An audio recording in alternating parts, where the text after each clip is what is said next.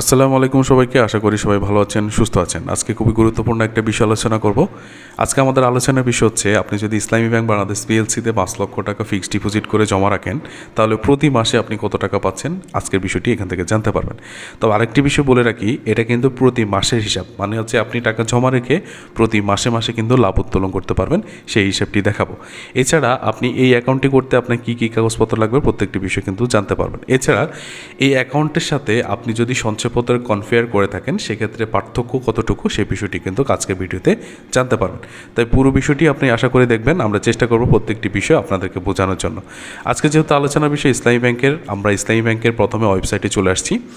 এখানে আসার পর আমাদের যে বর্তমান অ্যাকাউন্টটি নিয়ে আলোচনা করছি, সেটার নাম হচ্ছে Mudaraba monthly profit deposit scheme. এই ক্ষেত্রে আমাদেরকে অবশ্যই সেই সম্পর্কে বা সেই প্রফিট রেট সম্পর্কে কিন্তু আমাদেরকে ধারণা রাখতে হবে। সেক্ষেত্রে আমরা ইসলামী ব্যাংকের ওয়েবসাইটে এসে আমরা তাদের প্রফিট রেটগুলো বের করে দেখব। তো এখানে অনেকগুলো অপশান দেখতে পাচ্ছি যে ইসলামী ব্যাংক বাংলাদেশ পিএলসি তাদের অনেকগুলো ডিপোজিট স্কিম তারা এখানে রেখেছে। তবে আমাদের খুঁজে বের করতে হবে যে তাদের যে বর্তমান আমরা যে বিষয়টি নিয়ে আলোচনা করতেছি সে বিষয়টি। আমরা 10 নম্বর পয়েন্টে দেখতে পাচ্ছি যে Mudaraba monthly profit deposit scheme, এটার নাম হচ্ছে যে এমএমপিডিএস। তার মানে হচ্ছে সংক্ষেপে এটার নাম হচ্ছে এমএমপিডিএস। এখানে দুইটি মেয়াদে আপনি টাকা জমা রাখতে পারবেন। একটা মেয়াদ হচ্ছে 5 বছর এবং একটা হচ্ছে 3 বছর পর্যন্ত। আপনি যদি 5 বছর মেয়াদে টাকা জমা রাখেন, সেক্ষেত্রে 11.5% করে প্রফিট দিচ্ছে। আপনি যদি 3 বছরের জন্য টাকা জমা রাখেন, সেক্ষেত্রে 10.5% করে আপনাকে প্রফিট দিচ্ছে। এই বিষয়টি আমরা এখান থেকে কালেকশন করেছি। তবে খুব সহজ উপায়ে বা খুব সহজে ক্যালকুলেশন করে বের করার জন্য আমরা আগে থেকে রেডি করে রেখেছি, যেটা আপনাদেরকে এখন দেখাবো। এখানে দেখতে পাচ্ছেন যে ইসলামী ব্যাংক বাংলাদেশ পিএলসি এমএমপিডিএস, এবং ইসলামী ব্যাংকে যেহেতু এটা মাসিক ডিপোজিট স্কিম, মানে হচ্ছে আপনি প্রতি মাসে কিন্তু লাভ উত্তোলন করতে পারবেন। সেই ক্ষেত্রে কিন্তু আমরা এখানে মুদারাবা মাসিক ডিপোজিট স্কিম দিয়েছি। এটার মেয়াদ হচ্ছে 3 বছর এবং 5 বছর, যেটা আপনাদেরকে পূর্বেই বলেছি। আমাদের টাকার অ্যামাউন্ট হচ্ছে 5 লক্ষ টাকা। আমরা 5 লক্ষ টাকা কিন্তু দুইটি স্কিমে জমা রাখতে চাই, এবং দুইটি স্কিমে রাখলে কোথায় এবং কোন স্কিমে কোন মেয়াদে রাখলে কত টাকা পাচ্ছি আমরা দেখাতে পাচ্ছি। 5 লক্ষ টাকা আমরা যদি 3 বছরের জন্য রাখি, আমাদের 10.5%-এ আমাদের ইসলামী ব্যাংক কর্তৃপক্ষ আমাদেরকে 4,375 টাকা দিচ্ছে। তবে এখান থেকে উৎসে কর হচ্ছে 15%, আমাদেরকে কাটা যাবে 656 টাকা। আর আমরা নগদ হাতে পাবো 3,719 টাকা। মানে হচ্ছে 5 লক্ষ টাকা আপনি যদি ইসলামী ব্যাংকে 3 বছরের জন্য জমা রাখেন, প্রতি মাসে আপনি 4,375 টাকা পাচ্ছেন। এখান থেকে উৎসে কর সরকার কেটে রাখবে 656 টাকা। আপনি প্রতি মাসে হাতে নগদ আপনি উত্তোলন করতে পারবেন 3,719 টাকা। এবার হচ্ছে আপনি যদি 5 লক্ষ টাকা 5 বছরের জন্য জমা রাখেন, আপনি প্রতি মাসে 4,792 টাকা পাচ্ছেন 11.5% রেটে, এবং উৎসে কর হচ্ছে 719 টাকা। তবে প্রতি মাসে আপনি উত্তোলন করতে পারবেন ইসলামী ব্যাংকে থেকে 4,073 টাকা। এবার হচ্ছে নিচে একটা আমরা নোট দিয়েছি, মুনাফার রেটগুলো যদি পরিবর্তন হয়ে থাকে, সেক্ষেত্রে কিন্তু আপনার লাভের পরিমাণ পরিবর্তন হবে। এবং ব্যাংকগুলোর রেট যেহেতু সবসময় এক থাকে না, তাই নতুন আপডেটের বিষয় কিন্তু আপনাকে বিস্তারিত জেনে নিতে হবে। এই বিষয়টি আরেকটু ক্লিয়ার করি। মনে করেন আপনার এই 10.5%, এটা কিন্তু আগামী মাসে হয়তো বেড়েও যেতে পারে বা কমেও যেতে পারে। যদি কমে যায়, সেক্ষেত্রে আপনি কমতি হারে টাকা পাবেন, এবং যদি বেড়ে যায় তখন লাভের টাকাটা বেড়ে যাবে। আরেকটি বিষয় বলি আপনাদেরকে এখানে, সেটা হচ্ছে যে আপনি যদি ইসলামী ব্যাংকে এই 5 লক্ষ টাকা জমা রাখেন, এই 5 লক্ষ টাকার বিপরীতে আপনি কিন্তু 80 থেকে 90% পর্যন্ত আপনি এই টাকার উপরে আপনি লোন সুবিধা পেতে পারেন। আরেকটি বিষয় হচ্ছে, আপনি যদি 5 বছরের জন্য টাকাগুলো জমা রেখেছেন বা 3 বছরের জন্য টাকাগুলো জমা রেখেছেন, তবে আপনার প্রয়োজন 5 বছরের জন্য করার পর আপনার হঠাৎ করে 2 বছরের মাথায় টাকাগুলোর প্রয়োজন হয়েছে, সেক্ষেত্রে আপনি টাকাগুলো ভাঙতে পারবেন কি না প্রশ্নটি যদি করেন, সেক্ষেত্রে বলবো যে হ্যাঁ, অবশ্যই আপনি টাকাগুলো ভাঙতে পারবেন।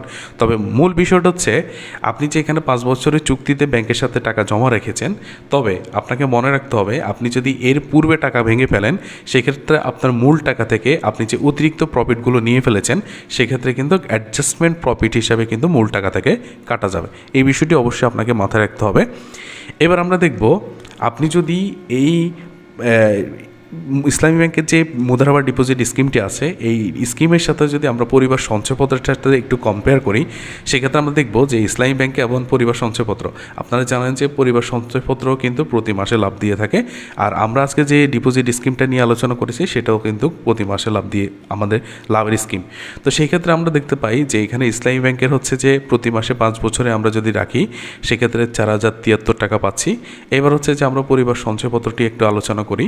সোনালী সোনালী ব্যাংকে পরিবার সঞ্চয়পত্র, যেহেতু পরিবার সঞ্চয়পত্র প্রতি মাসে লাভ দিয়ে থাকে, সেক্ষেত্রে কিন্তু পরিবার সঞ্চয়পত্র আমরা 5 লক্ষ টাকা জমা রাখলাম, আমাদের মেয়াদ হচ্ছে 5 বছর। কিন্তু এখানে আমরা দেখতে পাচ্ছি যে তাদের প্রফিট হচ্ছে যে 10.54%, যেটা ইসলামী ব্যাংকের থেকে পার্সেন্টেজের ক্ষেত্রে একটু কম।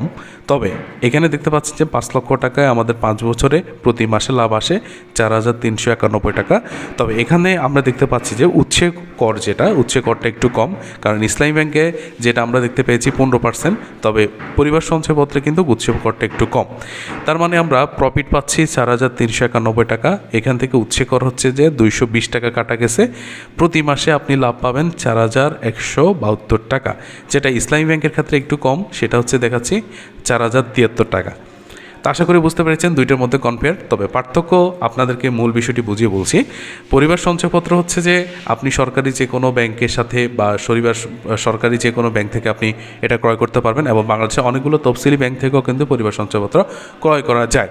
তবে সঞ্চয়পত্র থেকে আপনি কোনো প্রকার লোন সুবিধা পাবেন না। এমন হচ্ছে সঞ্চয়পত্র যদি আপনি হঠাৎ করে ভেঙে ফেলতে চান, সেই ক্ষেত্রে ভাঙতে কিছুটা হলেও ইসলামী ব্যাংকের থেকে কিছুটা হলেও একটু কষ্টদায়ক হবে। তবে ব্যাংকে আপনি যদি কোনো কারণে যদি টাকাগুলোর প্রয়োজন হয় হঠাৎ করে, সেক্ষেত্রে এটা ভাঙতে আপনার ক্ষেত্রে কিন্তু সুবিধা হবে। এবার হচ্ছে আমরা যদি এই অ্যাকাউন্টে আপনি যদি লাভেরগুলো নিতে চান, যেমন আপনি এখানে যে লাভগুলো পেয়েছেন বা আপনি টাকা জমা রেখে যে প্রতি মাসে লাভগুলো পেয়েছেন, এই লাভগুলো পাওয়ার জন্য কিন্তু আপনাকে ইসলামী ব্যাংকে একটা সেভিংস অ্যাকাউন্ট খুলতে হবে, অথবা আপনাকে এই সেভিংস অ্যাকাউন্ট না খুলেও আপনি কিন্তু এখান থেকে লাভ সরাসরি উত্তোলন করতে পারবেন। যদি আপনি সেভিংস অ্যাকাউন্ট খুলে থাকেন, সেক্ষেত্রে এখানে যে প্রফিটগুলো বের হয়েছে, এটা কিন্তু Mudaraba monthly profit deposit scheme বা MMPDS অ্যাকাউন্ট থেকে সরাসরি আপনার সেভিংস অ্যাকাউন্টে অটোমেটিকলি টাকাগুলো জমা হয়ে যাবে। তখন কিন্তু আপনি সেখান থেকে প্রতি মাসে লাভগুলো উত্তোলন করতে পারবেন।